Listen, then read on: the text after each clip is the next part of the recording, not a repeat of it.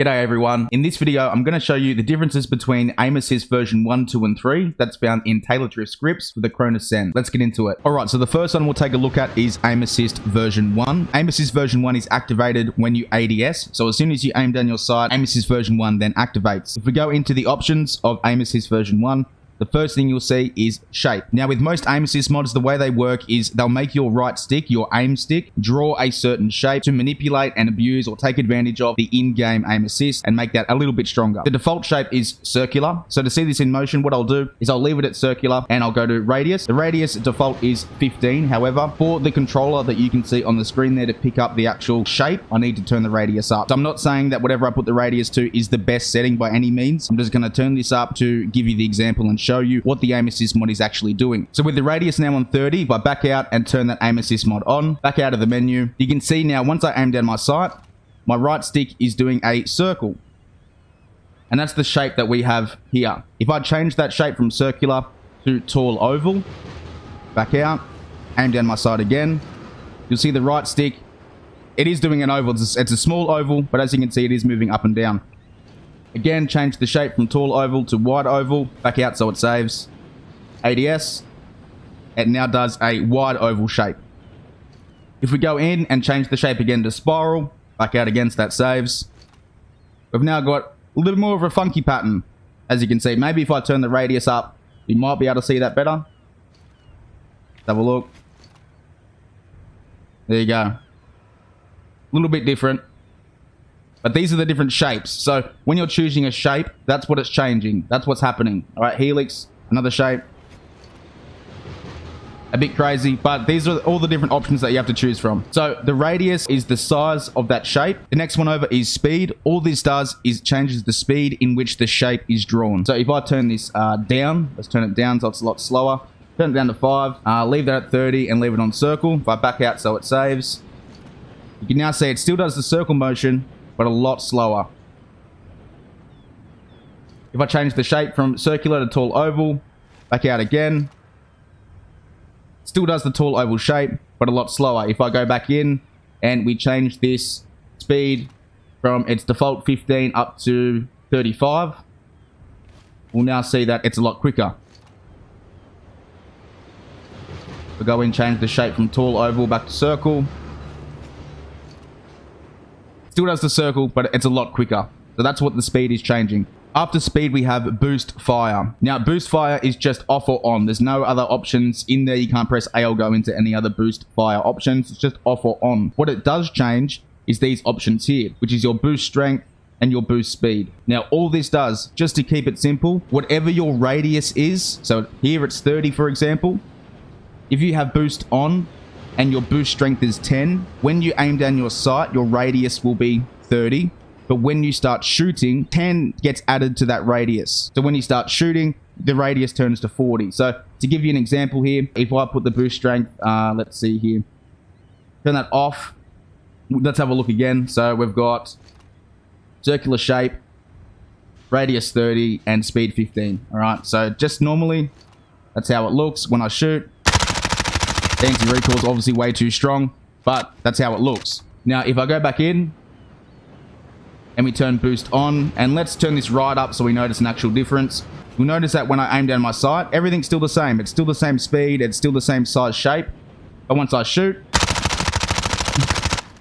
yeah, don't worry about the anti-recoil. The main point is you can see that the radius, the shape, the size of that shape, gets bigger. So that's what boost is doing. All it's doing is adding to your radius or adding to your speed, depending on what your boost strength or boost speed is. That's all it is. It's adding these settings here to your speed or to your radius when you start shooting. That's it. And next up is the minimum radius. Now, this one only applies to the shapes tall oval, wide oval, and spiral. Now, it is kind of hard to explain and show this one because the controller on the screen doesn't pick it up that well. The easiest way to explain it is if you have tall oval chosen as your shape and the radius is 30 and the minimum radius is 10, this means that when you aim down your sight, the shape of that oval changes from 10 back to 30, from 30 back to 10, from 10 back to 30. While it's drawing that shape, it changes in size. So that's what the minimum radius does. It doesn't really pick it up well on the controller there, but that's what it does. Okay, so next we're going to have a look at version 2. Version 2 is quite similar to version 1. So if we turn that on and have a look at the options inside here, we can see almost exactly the same thing as version 1. We've got shape,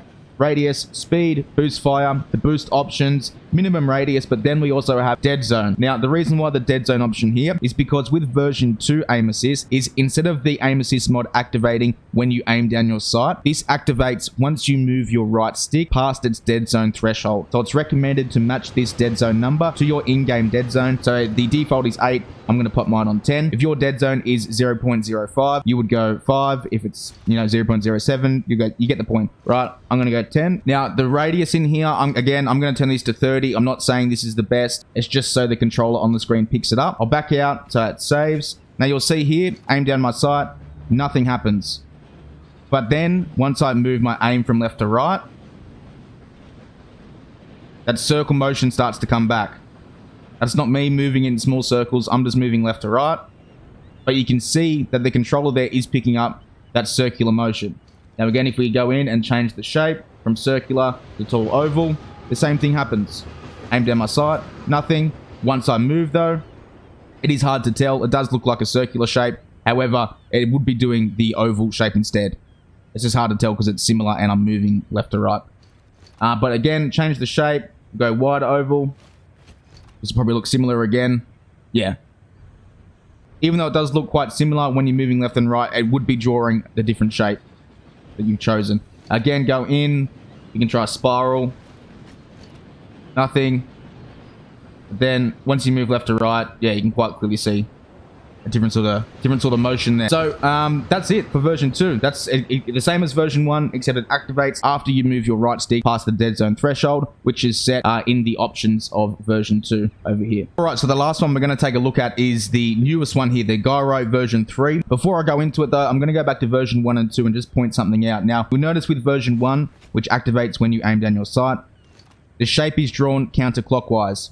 When I move left, it still moves counterclockwise, and when I move my aim to the right, you can see the shape there still moving counterclockwise. With version 2, once you turn that one on, if we remember, version 2 activates when you move your right stick past its dead zone threshold. When I aim down my sight and move to the right, you'll see the shape is drawn clockwise. When I move back to the left, you can see the shape still being drawn clockwise. Now, with version 3, this is the newest one, it still activates when you aim down your sight. However, the direction the shape is drawn changes depending on which way you're moving your aim. So when you move your aim to the right, the shape is drawn clockwise. When you move your aim to the left, the shape is drawn counterclockwise. So to show you how that works, we have a look here. Once I move to the right, the shape changes. Once I move to the left, it goes counterclockwise. Back to the right, clockwise again. So that's what the new aim assist is doing. Now, you might have noticed there, when you started moving your aim, Wayne, that it seems like it's sped up. And that's right. So if we go into the aim assist options for version 3, we can see we've got all the same shape options here. We've also got radius, but after radius, we've got ADS speed. So ADS speed is the speed the shape is drawn when you aim down your sight. The next one is stick speed. So this will be the speed the shape is drawn when you're moving your aim. So as you can see, it was quite slow when I was just aiming down my sight. But once I started moving my stick, it sped up. That's because ADS speed is on 6, stick speed is on 15. All right, now if we change this and maybe go ADS speed 16 and then stick speed 35, just so we can really see a difference. Once I aim down my sight, there we go. There's your ADS speed, and then it should speed up once I move my aim. There we go. It's going pretty crazy, but you get the point. After stick speed, you've got boost fire, which I explained before. It's the same stuff that's there, so use that if you want to. And there we go. So that's version 1, version 2, and version 3 all explained. So by now you should have a decent understanding of how each one works, how they activate, and if you do want to go in and change some of those settings, what's going to be changing when you're changing those settings. Having the controller on the screen there like I did, I think is a big help, just so you can actually see what's happening with the right stick. Because there's a lot of people that don't understand exactly what the Zen is doing. But that's it. At the end of the day, the Zen is sending controller signals to your console or PC. That's all it is. And by seeing that aim assist stuff on the controller that was on the screen there, I think some people might get the idea now of how anti-recoil and aim assist can sometimes interfere with each other, because the anti-recoil is on that same right stick, while you have the aim assist also doing its craziness on the right stick as well. So that's why sometimes they can interfere with each other, and why Taylordrift has been working so hard in finding a way to have a nice strong aim assist working with a really good anti-recoil, and he has done so with this script here, the Scottish tryhard one, and I believe it's only going to get better from here. But anyway, that's enough from me. If you have any questions about this, feel free to ask them in the comments. Cheers for watching, and I'll see you next time.